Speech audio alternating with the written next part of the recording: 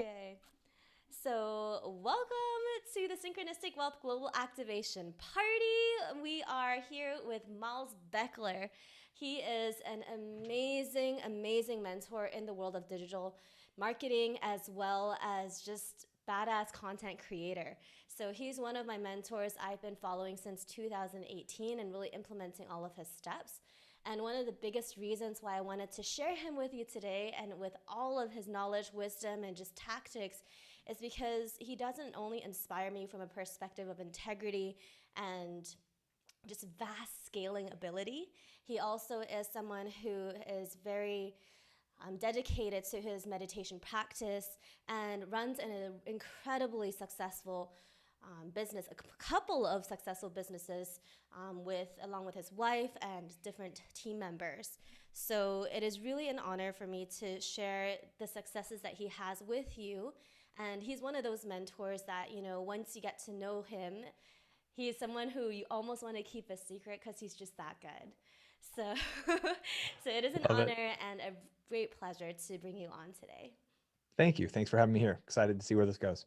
Yay! Okay, so first of all, I'd love for you to share a little bit about. I mean, there's so much you can share. A little bit about your story around, Yep.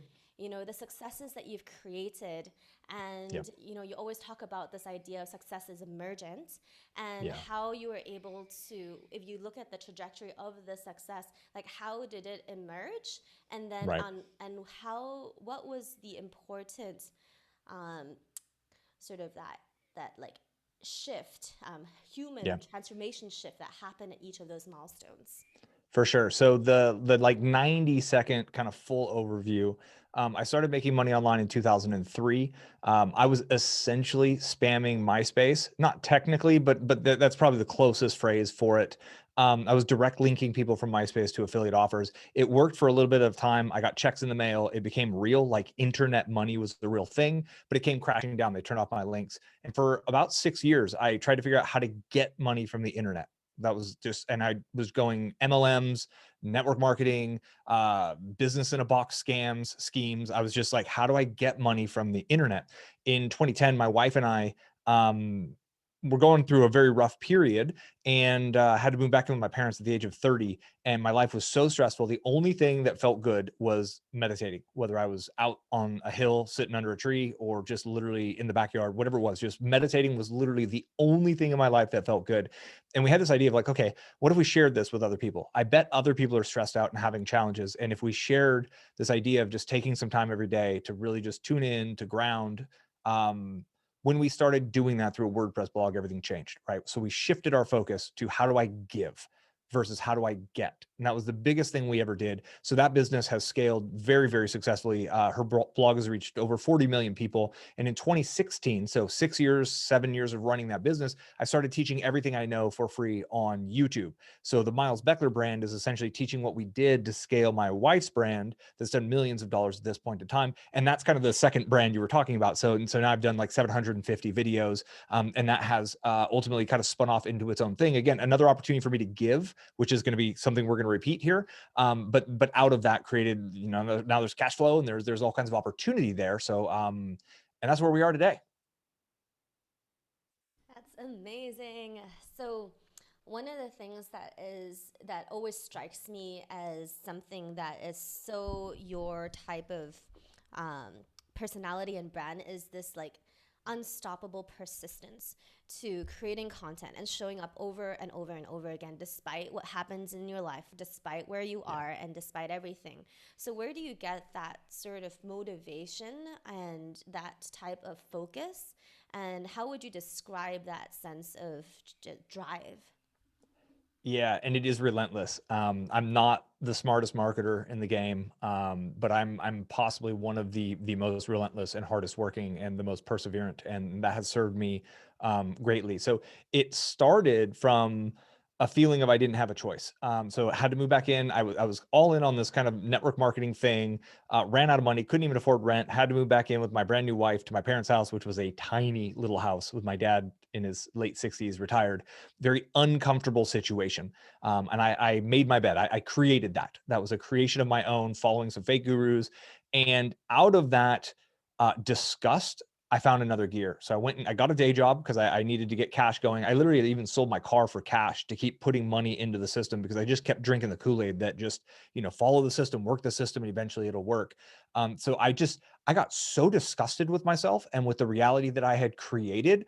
I got like, it was almost like this anger, but it wasn't like angry and it wasn't rage, but it was in that realm. It was close on the vibrational scale. It was somewhere in there.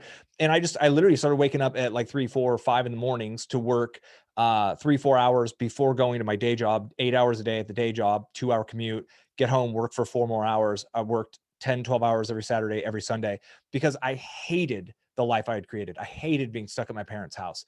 And I was like just ruthlessly, I'm gonna figure this out. And I know I'm psychologically unemployable, working for a boss telling me what to do, and I'm like, dude, you should try this. This would be very smart. And like the conflicts that happen in the politics of a workplace, I'm psychologically unemployable. So it was kind of like all of this kicked me into like I have to work extra hard, right? Like a 40-hour work week, that's the easy path, right? Being an entrepreneur, taking on risk, finding, testing offers, creating content in ways that attract audiences, that is the most difficult approach to the money game. And so I just brought the appropriate force. And I think there's too many people who hear the get rich quick. I mean, I lived in get rich quick for 6 years. I believed it for 6 years. And it was when I shifted and I was like, man, this is like the people I know who are still in the game, still making money, still growing, are people who grind it out with blog posts and videos, and they go. So I just kind of like look at it as professional sports and professional athletes. They can have family members pass away and they're back playing that Sunday, right? Like you hear it, the announcers will say, oh, our condolences go out to so and so family who's playing today. And like professional athletes do not have an option, right? There's no choice. You get knocked off the horse, you're back on that horse within an hour.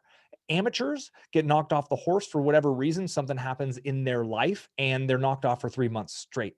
And I just witnessed this in our world of elite people. Tony Robbins, for example, like performing on stage for 10 hours straight. And the dude, he's had mercury poisoning because of how much tuna he eaten.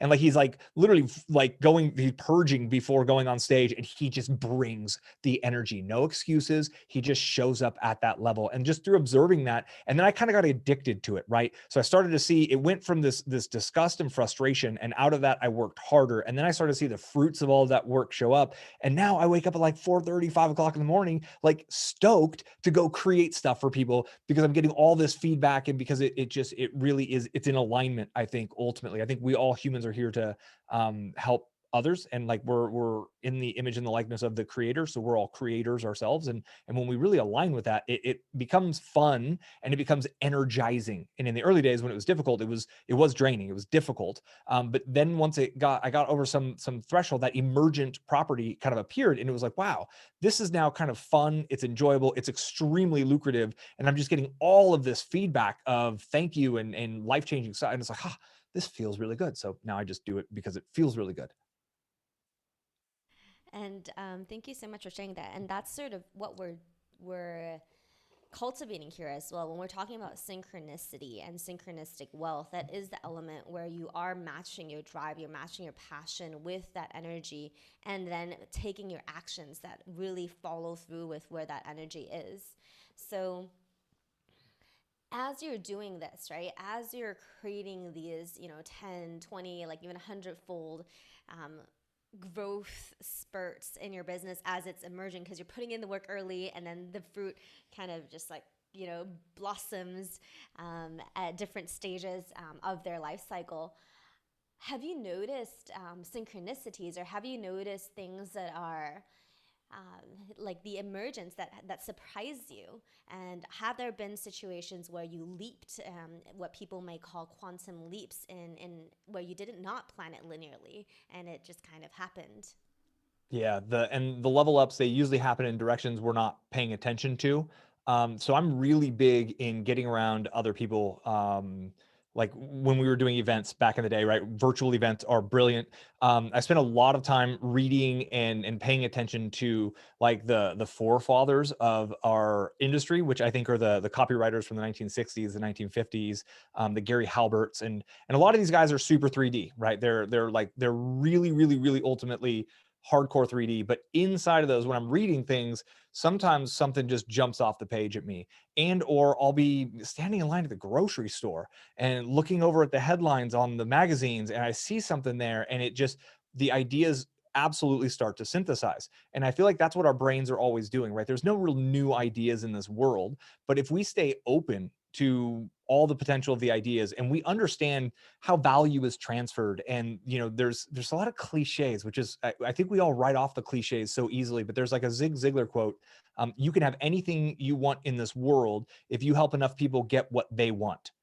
Okay, so if that is true, which is the same thing that the law of attraction is saying, if that is true, then I go help other people get what they want. And the more effective I get at helping them get what they want, then what I want will just show up somewhere, out of, not directly from that individual. It's not transactional every single time. And that's what I think I have most noticed is I will follow these paths, I'll follow these inspirational kind of intuitive ideas, and then all of a sudden things start to line up. I see another ad about this. I see somebody else doing something like this. And I'm like, oh, what if I try that or tweak it this way? And I think a lot of the tests that I've been running, because I think ultimately a successful business is a series of 1,000 little tests in a row. Just keep iterating, iterating, iterating. And a lot of them just, you hear something, you see something, and then it's just kind of tapping in. I'm like rubbing my solar plexus that you can't see. I'm just connected to my kind of intuition. I'm connected to my solar plexus. I'm connected to my kind of prophetic sense. And a lot of that has to do with the time and nature I spend and the amount of, I meditate every single day still to this day. I live a very, I try to keep my brainwave state in like low beta and alpha almost all day. Like I avoid high beta scenarios. And all of that kind of helps me really in tune to when something comes across, whether it's I'm listening to a podcast while doing the dishes and it's like soapy hands and and I'm like, I have to write that down because what they just said bounced off of an idea I once had, bounced off of that thing I read in that book, and I felt like, oof, there's something there. And then it's not super clear, but I'm okay, cool. And then it's like, and I just kind of, ideas just keep flowing from there and there. And it's like, well, you take that step and it's like, oh, it didn't really work. Okay, well, but then you see something else and you tack that on, and the 1,000 iterations mixed with letting inspiration kind of guide us and intuition guide us. That's the sweet spot that I think my wife and I have found. And that's something I don't really talk about much because it doesn't really hit my channel. It doesn't really hit most mass culture. But I believe that, so if you go into Psycho Cybernetics, the book by Maxwell Maltz, he talks about the human kind of being is a goal-seeking and goal-achieving device, like a thermostat on the wall that you could set to 72 degrees, or you could set to 24 if you're in a Celsius, whatever that would be. And then when the temperature gets below, it just automatically turns itself back on to go for it. So I think that our subconscious is always actually looking around to help us bring what we want. People call it manifestation, and oh, I'm visualizing this, that, the other. But like when we really are in tune with what we're looking to do, what we want, again, I want to help other people get what they want. That's my big goal that I'm shooting for, is to help other people. So that's my dominant thought. And then my subconscious is out there working on synthesizing ideas and bringing up ideas. And then it's about, how do I know if that was my ego telling me like, oh, you're stupid, that video sucked, or if it was that little whisper voice inside saying, Miles, try making a YouTube video. Give it a shot. See if that works. And I did my first YouTube video and it was awkward. Nobody watched it. It was terrible, right? My first 20 videos were very, very bad. But that little voice inside kept saying, keep going. Keep publishing this out. This is helping people. This will help people. It wasn't helping people. Nobody was finding it. But it was like, they'll find it. It'll work. Keep going. And somewhere in there, I think might be the answer you're looking for, but I went on a few different tangents. So we'll just see what you I think about that. love it because one of the so a lot of our work that we're doing is always about like trusting the alignment, like being aligned first and then getting the inspiration and then taking action and then marrying that with strategy. And Yeah. so it sounds like, as you're iterating or as you're innovating on the different directions, or as you're iterating, you're getting these information inputs, and then you're trusting your gut or your intuition or your solar plexus, and then you're taking those Yep. actions. The Yep. journey of trust is something that a lot of people have a hard time Oh um, yeah. being aware of and also being in tune with. So much of you and your wife's brands, or your wife's brand, is about trusting that channel and trusting the inner guidance. And when you marry that with business, you really have these two amazingly powerful forces at play, because you have that logical side and that part that is, that is that relentlessness that we talked about earlier, and you have these incredible in-depth understanding of digital marketing. We haven't even talked about this on this chat just yet, but he's just like this incredible brain behind all the little tiny tactics that are involved in digital marketing, like your ATM funnels and all that, and just ads and everything. So how did you gain that trust, and how would you describe that trust that you Yep. have, of not only just the whisper, but also the Yep. whisper plus the tactics that sometimes it Yep. might show up with? And sometimes it must be mentioned that that same intuitive nudge and knowing, and we're supposed to move here. I was a nomad for several years, and boy, there were some points in time where we got to some places like, how the F did we end up here? And it feels heavy, and it feels like you're in the middle of the mud. But that's where the next it had to happen, because that's where you met that one person, and then you learn that one thing, and and then all of a sudden amazing things can emerge from it. I remember one time we moved to Bend, Oregon. The number of challenges and blatantly like this was the wrong move things that happened were just there. It was like how, and we were very guided to do that. And then when we went back to Tahoe where we were before that, so many little things lined up. The place we lived for several years right across the street from, incredible place in Lake Tahoe. Like the number of positive things that lined up were incredible. And I've been on a path of that, and now I get to trust it, even when I'm in the thick of it, and even when it's like messy. I'm like, cool. So I guess I now I look for the silver lining. I'm like, cool. This sucks, right? That means there's something really cool lining up. And I actually like kick that. So we have the reticular activating system inside of our brain, right? So I almost like kick that on, and it's like, look for it. Where's the really cool thing that's gonna happen from here? I had a huge electrical issue on my house. A long piece of copper got chewed through by a critter underground. Uh, Multiple top, very expensive thing to do. The guy who showed up to fix it showed up really quick. Now he's helping me remodel other things, and all like now I have like a teammate to help me do all these other things. And I never would have met that guy if it wasn't for that scenario. To go all the way back, I learned pendulum dowsing. I learned literally how to get a yes or no answer from a pendulum from a spiritual teacher. I think Tony in Albuquerque, New Mexico. Like, I'm looking at my calendar, like 14 years ago. And I for a long time was like, yes or no, should I do this? Yes. And I did. And okay, cool. And I got to the point where I just started blindly trusting it. Like, so not because it's like, should I do this? Yes or no? Yes. Okay. Why? Okay. And then I'm there. I'm like, why? And now I'm just like, okay, I'm supposed to be there. Let's go. Something's going to line up. And it just, it is a blind trust. My mom was also kind of a perpetual optimist. My dad is the exact opposite, like perpetual pessimist. So it's kind of funny. I have both. I grew up with both, but my mom is very able to just kind of go forward and just, well, I don't know, things are going to work out. We'll find something. And sure enough, it just kind of always did. And yeah, I try to live that to this very day. And again, one last kind of quieting my mind. So the ego mind is a lot different than that quiet voice, and that has been one of the biggest things, is to learn how to identify which is which, and to learn techniques and ways, practices, daily practice, multiple times a day, to quiet this one, so I give myself the opportunity to hear the heart. The quieter voice is kind of a key of it, and it's just meditation, hikes in nature, time in nature, lots of little breaks throughout the day.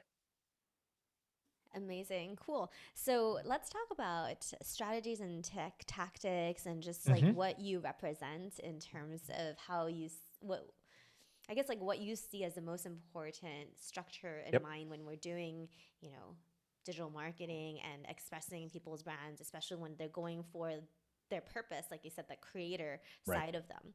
Um, I know you have the ATM funnel. Is there other Yep. things? Is there something that you want to share that is that concrete plan? Yeah.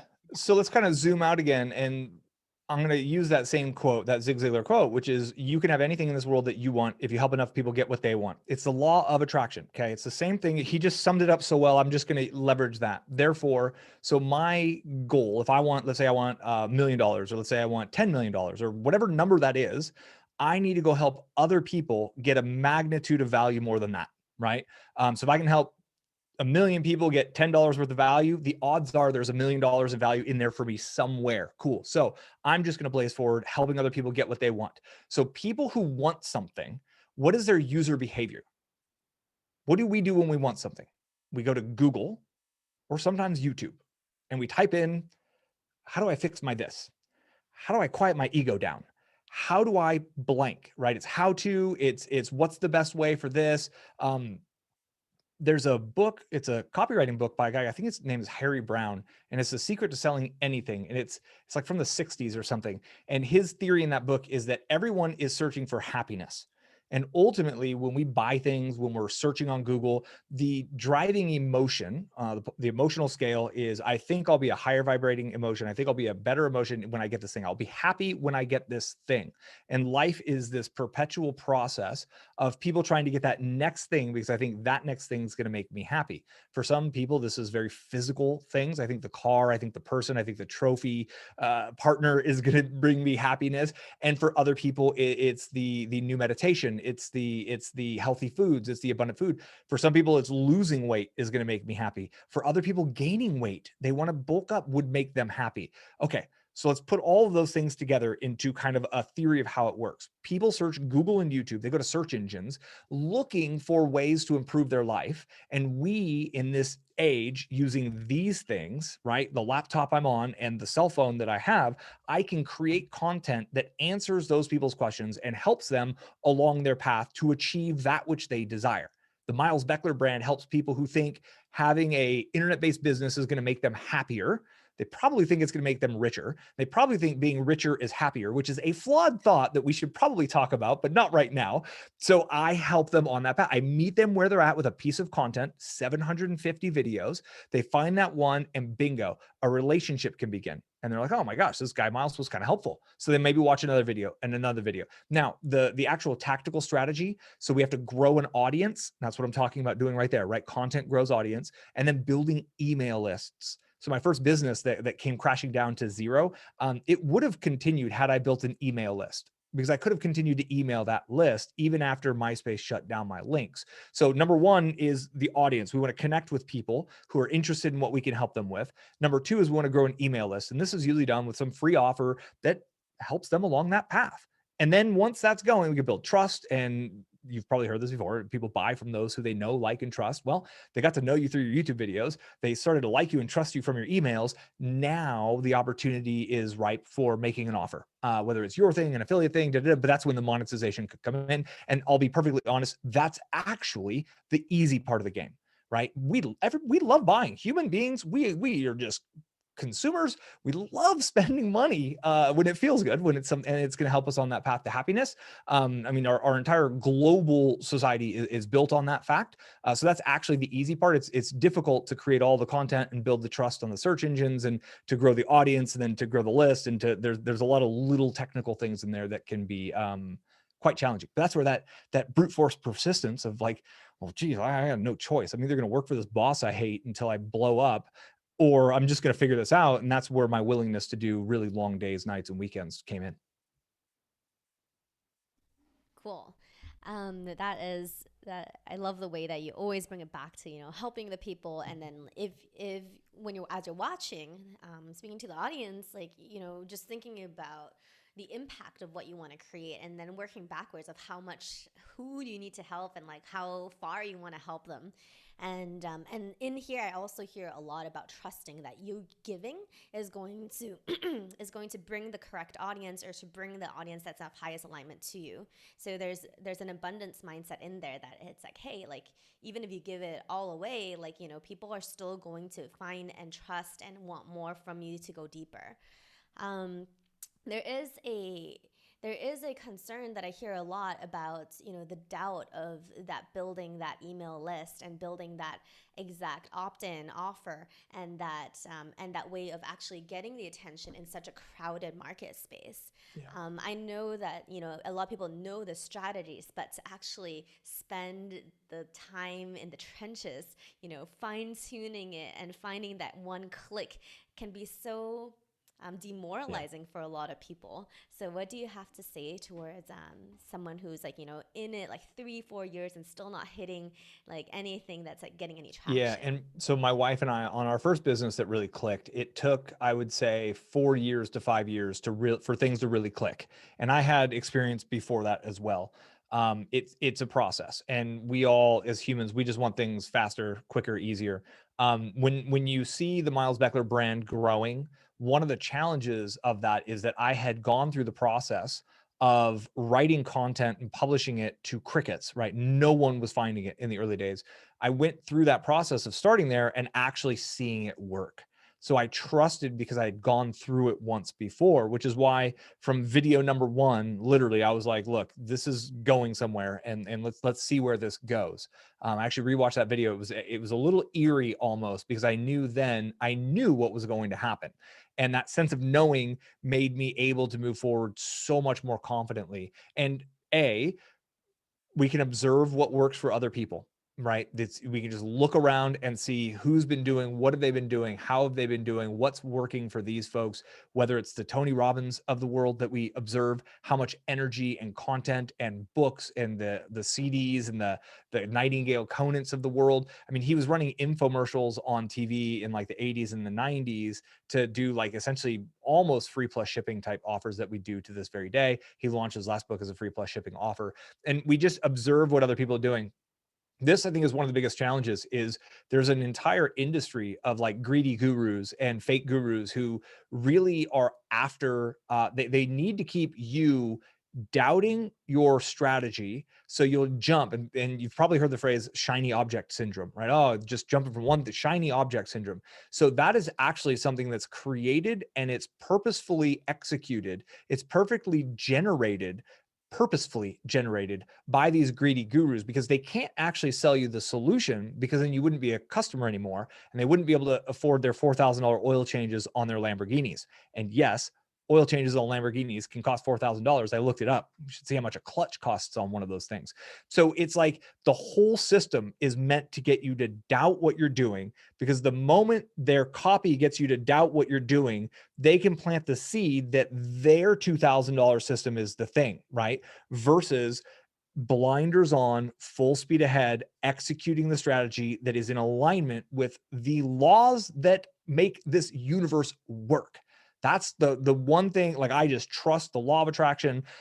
I got the first version of The Secret that had Esther Hicks in it, and it sent me down the rabbit hole. And Esther Hicks's books, The Law of Attraction, like the OG one, not the one that's out today. They got in a contract issue, which is hilarious. Two people around the law of attraction got into a contractual spat against who owns the trademark to the phrase law of attraction, which was published in the 1940s, I believe, in a book. So anyways, we all humans have our thing. Even the spiritual humans have these 3D challenges. But it's like, so I have trust in the universe. I have trust in the way the world works. I have trust in the law of attraction. I have trust that karma is real, and karma pretty much states, if I give a lot of cool stuff out, I'm gonna get a lot of cool stuff, which is exactly what Zig Ziglar, who was a hardcore sales trainer, said. All the 3D people, hardcore 3D copywriters I look at, they talk about the same things that the spiritual people are talking about. And it's all, you can find phrases inside of the Bible that talk about these exact same things. The philosophers, the theologians, the marketers, and the badass entrepreneurs in this world, they get it, and they're all executing it. And when you zoom out, that 10 years to make it overnight success. It takes 10 years to create an overnight success. And anyone who just pops on the scene and you're like, oh my gosh, look where they just came from. Boy, they just came out of nowhere overnight. Dig in and you'll find out, oh, they've been grinding for 13 years and they finally just had something happen. And everyone wants that event. And when you fall in love with the process of creating and giving and tweaking and testing and creating and giving and tweaking and testing, learn to celebrate the little victories, meditate every day, go out, get lots of exercise, spend time in nature to keep the brain, keep the ego mind chill, so we don't start doubting what we're doing and doubting the plan, and just stick with it. Then you can kind of just move forward. And I think a lot of people would be served, to be honest, like getting a side job, take the pressure off, right? Don't be in a position where it has to work. Allow it to kind of manifest in its own way on its own, because I think what the universe is trying to create with you and through you is greater than what you see for yourself.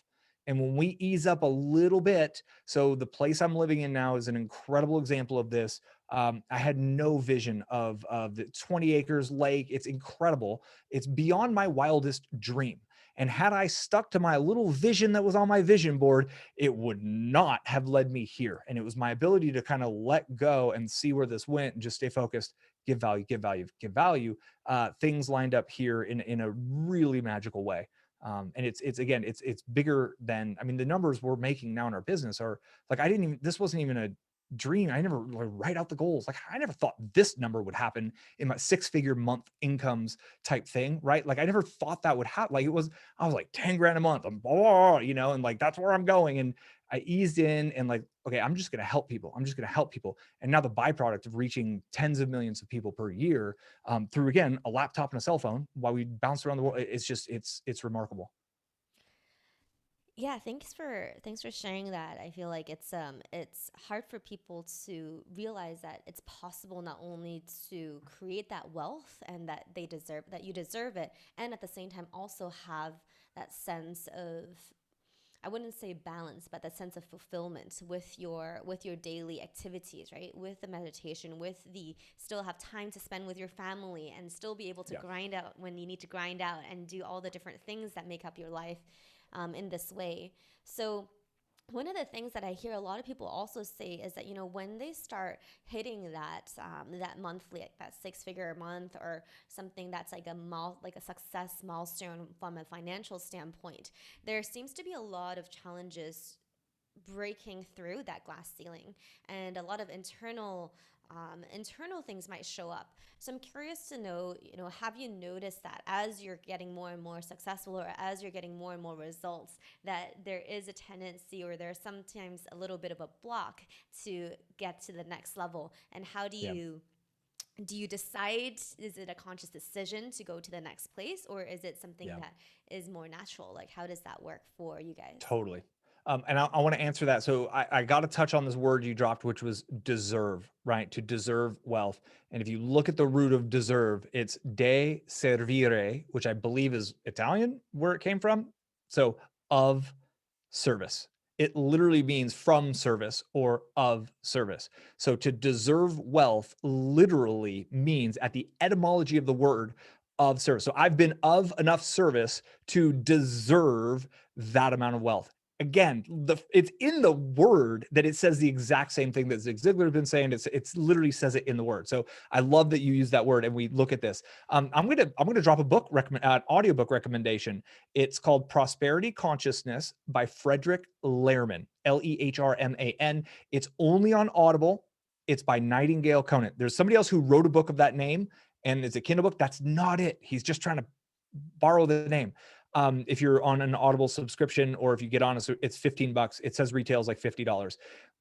So okay, and now I'm gonna tie that book recommendation in.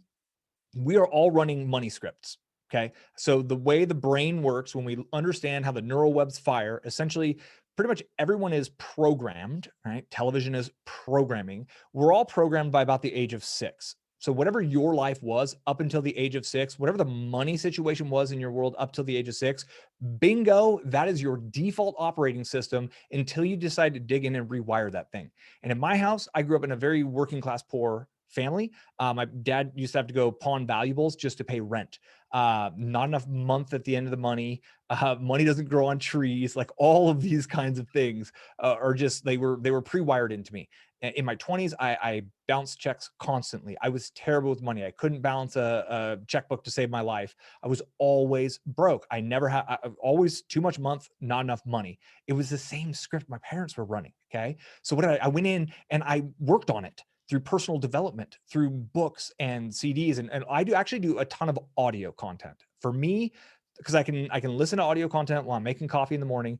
Every morning for 20 minutes, I start my day. I don't look at my phone. I look at my phone long enough, it's on airplane mode, to turn on my audiobook. And I'm literally re-listening to Frederick Lehrman's book right now. So I start my day with 20 minutes of Jim Rohn, or just some of the greats in the world of personal development. Jack Canfield is another one. The Values Factor, Michael DeMartini. There's just a million and one great books, right? Like they just Michael Singer's the Surrender Experiment is another fantastic book, or The Untethered Soul that he did, are just absolutely amazing books. So 20 minutes, just forcing this content into my brain, and eventually it sticks. So I've learned Spanish along my journey of life, and I'm pretty fluent in Spanish. And there was a time when I wasn't fluent in Spanish. I didn't know what words meant, right? Flashcards, repetition, literally repetition. All of a sudden, I can literally speak in Mexico like with the locals, and it's the greatest thing in the world, but it's the same mechanism. So with my money relationship, with my money conversation that I have running in my head, I just rewired it by taking, okay, so up to the age of 6, and that number comes from the epigenetics study, which is the guy from Stanford who's in the world of epigenetics. So I rewired that and I rewrote a new program. Bob Proctor is another person who I've just constantly listened to his stuff over and over and over, and eventually we start to believe it. And I learned the basics of money management in the system from Frederick Lehrman and prosperity consciousness. I think he sums all of the ideas around, I think prosperity is my favorite word. I'm choosing that over abundance now for the reasons he explains. And I feel like that's just the best summary of it all. And Bruce Lee has a quote, I don't fear the man who practices 10,000 kicks. I fear the man who practices one kick 10,000 times. And if I was listening to one book over and over and over, it probably would be that one. But we like variety, so mix in the other guys from there. So literally, like, it was rewiring that. And now I'm at a point where the numbers can go up. I see a path to a $3 million and $10 million per year business, but I'm like, I don't know if I want that. I don't need that. Do I need that? Like, I don't need a Lambo. I don't want a Lambo. I don't want an Italian car. Like, I want something that could get worked on at anywhere, right? Like, I don't want difficult things to manage. I actually value, and this goes into Michael DeMartini's book and the value facts, like what do value in life. I don't have expensive watches on my wrist. I don't value things that money affords. I have almost all of the things that I want. So I value my time freedom. And that is where I'm at in my business. Is kind of like the money's, I see a very easy and clear path, but that requires more people, more effort, more time, more challenges, because the challenges don't go away. There's no passive income where you're hanging in a hammock and doing nothing and the money keeps coming in. It requires work and management and investing, all that. So like, at this point, I just kind of like reframed it of like, I just really want to live a enjoyable life with lots of free time to play and garden and do things I want to do. And when I really break that down, it doesn't cost that much. Really, it's not that expensive if we get really clear on what we actually want. And this is on the heels of 4 years and living, doing the full nomad thing like you've done as well. And I've lived in beach mansions. I've lived in some incredible locations, and just eating out all the time and drinking happy hours and parties and this, that, the other. And now I'm just like, I'd rather just kind of have a garden, a quiet little place, and nice fire in the evening, and warm health, safety. And I'm just, yeah, it's simple. So I guess I value a simpler life at this point. But the potential in this world online and the businesses is it's remarkable. I mean, it just what's there for us. It's available. It takes a lot of energy and learning new things because no one's innately understands any of this stuff. But once you get all the bits and pieces together, it's kind of a duplicatable, repeatable system, which is why I'm teaching it on YouTube. And it's pretty remarkable.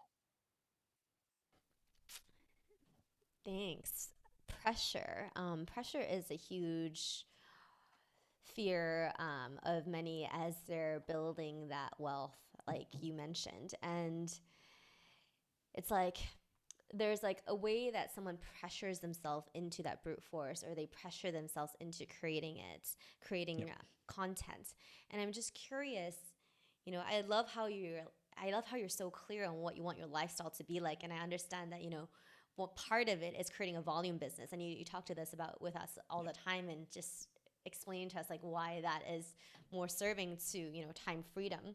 And how do you balance that sort of drive with the pressure, or taking away that? One of the things that you mentioned was, reading the books and making sure that your mindset is really set up for allowing, how do I describe it?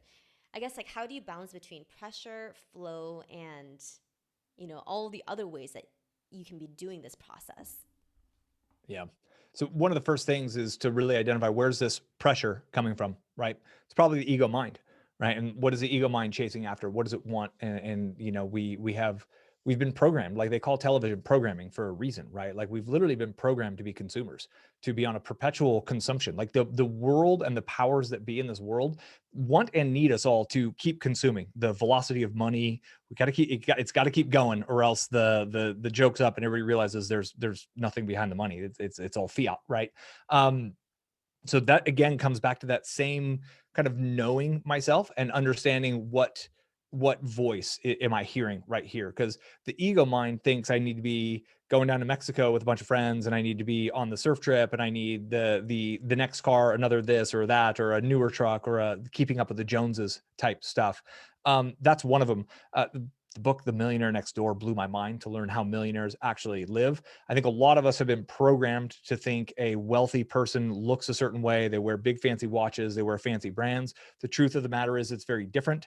Millionaires are the kinds of people that you walk by, you won't even notice they'll probably be driving a pickup truck, because the average millionaire out of 1,000 millionaire study in the US drive a 10-year-old pickup truck is like the average vehicle. So it's literally like just really understanding that like the illusion is real, and the illusion is super strong, and the illusion is designed to get me to be essentially a battery. It's like it's you remember the scene in the Matrix where like Neo's coming out of the cocoon and he's like, well, and you're like, it's a battery, and then you have that moment, and I think I smoked weed back then, it was like, how do we know that's not real? Like, oh my God.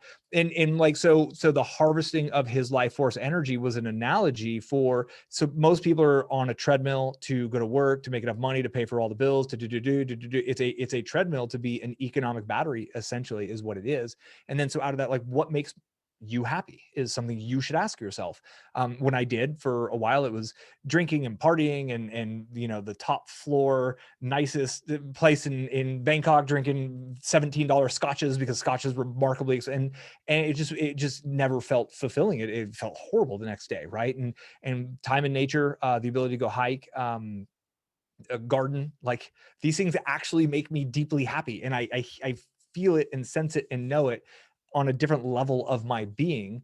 And it took experimenting. It took a lot of experimenting from all of that. And so I was able to take the pressure off by realizing I didn't actually need as much as I thought I needed.